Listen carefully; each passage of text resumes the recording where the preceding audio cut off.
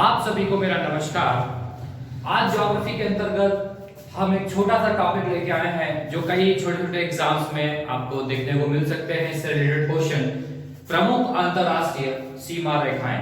प्रमुख अंतरराष्ट्रीय सीमा रेखाओं की बात करें तो हमारे भारत की कई देशों के साथ प्रमुख अंतरराष्ट्रीय सीमा रेखाएं हैं, जैसे चाइना, पाकिस्तान और अफगानिस्तान। अफगानिस्तान मैंने लिया है, इसको अभी इससे हम चर्चा करेंगे। तो सबसे पहले हम भारत और चाइना की बात करते हैं। भारत और चीन के बीच में एक प्रमुख अंतरराष्ट्रीय सीमा रेखा है जिसका नाम क्या है? मैकमोहन। क्या नाम है?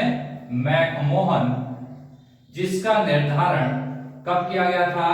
27 अप्रैल 1914 को इस रेखा का निर्धारण किया गया था। ठीक है, क्वेश्चन आपसे बनता है कि मैकमोहन रेखा किन दो देशों के मध्य है? तो भारत और चाइना के मध्य है। या फिर क्वेश्चन पूछा जाए मैकमोहन रेखा का निर्धारण कब किया गया? तो 27 अप्रैल 1914 को इस रेखा का निर्धारण किया। और अगर इसमें थोड़ा एडवांस क्वेश्चन पूछ लिया है तो पूछा जाएगा मैकमोहन रेखा भारत के किस राज्य के साथ सीमा बनाता है? तो जो अरुणाचल प्रदेश के साथ मैकमोहन रेखा सीमा बनाता है। उसके बाद हम बात करते हैं भारत और पाकिस्तान की बात करते हैं। तो भारत और पाकिस्तान, ठीक है, भारत को अगर सबसे ज्यादा कोई दुश्मन है तो कौन है? पाकिस्तान है। तो भाई डेंजर, मतलब डेंजर कौन? पाकिस्तान भारत के लिए। तो उसका डेंजर का सिंबल क्या होता है? रेड। तो नाम क्या है? Red Cliff. तो भारत और पाकिस्तान के बीच जो अंतरराष्ट्रीय सीमा रेखा है उसका नाम क्या है? Red Cliff. क्या नाम है? रेड क्लिफ, जिसका निर्धारण कब हुआ था? 15 अगस्त 1947 को, जब भारत स्वतंत्र हुआ। और एक तरफ भारत, दूसरी तरफ पाकिस्तान का निर्माण भी लगभग सेम डेट में होता है, तब दोनों के बीच में एक रेखा का निर्धारण होता है जिसका नाम होता है रेड क्लिफ रेखा। बहुत बार एग्जाम में क्वेश्चन बनता है। तीसरा हम बात करेंगे भारत और अफगानिस्तान। देखिए, अब यहाँ पे यहीं से क्वेश्चन आपको एग्जाम में देखने को मिलता है कि जैसे पूछा जाए कि भारत और पाकिस्तान के मध्य, भारत और अफगानिस्तान के मध्य किस रेखा का निर्धारण किया गया था?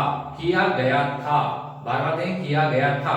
तो देखिए, भारत और अफगानिस्तान के बीच डूरंड रेखा का निर्धारण किया गया था। किसका किया गया था? डूरंड रेखा का निर्धारण किया गया था, जो कब किया गया था?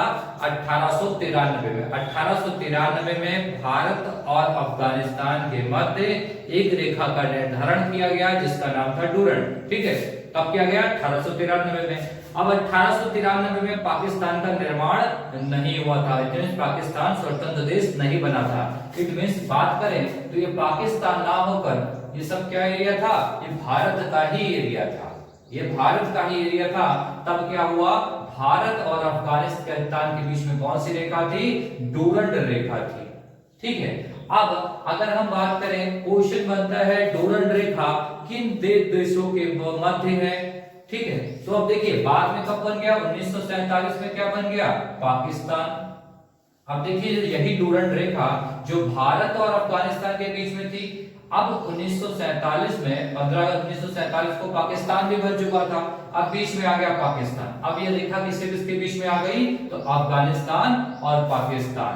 तो देखिए, यहां से अगर क्वेश्चन बने किसके मध्य, इसका विभाजन किसके मध्य हुआ था? तो भारत और अफगानिस्तान के मध्य हुआ था। और किन दो देशों के मध्य में है? इस वर्तमान में तो किसके इसके बीच है? पाकिस्तान और अफगानिस्तान के बीच में है। उसके अलावा एक रेखा एग्जाम में और देखने को मिलती है, शून्य रेखा। शून्य रेखा, अब शून्य रेखा किसे कहा जाता है? तो यहाँ पर हमने बात की थी, ये क्या है? त्रिपुरा है। और त्रिपुरा क्या है? ये बांग्लादेश से, बांग्लादेश ये है, बांग्लादेश से तीन तरफ से घिरा है। 1 2 3, बांग्लादेश से तीन तरफ से घिरा है। तो क्या है? त्रिपुरा और बांग्लादेश की सीमा को, त्रिपुरा और बांग्लादेश की सीमा को कौन सी रेखा कहा जाता है? शून्य रेखा कहा जाता है। क्या कहा जाता है? शून्य रेखा कहा जाता है। बहुत सिंपल है, आपको याद भी हो गया होगा, बहुत लोगों को याद है। भारत और चीन के मध्य कौन सी रेखा है? मैकमोहन रेखा, जिसका निर्धारण 27 अप्रैल 1914 को किया गया। भारत और पाकिस्तान के बीच में कौन सी रेखा है? रेड क्लिफ रेखा है, जिसका निर्धारण 15 अगस्त 1947 को किया गया। भारत अफगानिस्तान के बीच एक सीमा का निर्धारण 1893 में किया गया था, जिसका नाम था डुरंड रेखा। लेकिन वर्तमान में यह रेखा पाकिस्तान और अफगानिस्तान के मध्य है, और बांग्लादेश और त्रिपुरा के मध्य जो सीमा है उसको बोलते हैं शून्य रेखा। ठीक है, तो ये बहुत शॉर्ट टॉपिक है, इसे आप पढ़िए, इजीली याद हो जाएगा। इसके बाद हम और भी टॉपिक्स पे डिस्कस करेंगे। आज के लिए इतना ही, बहुत बहुत धन्यवाद।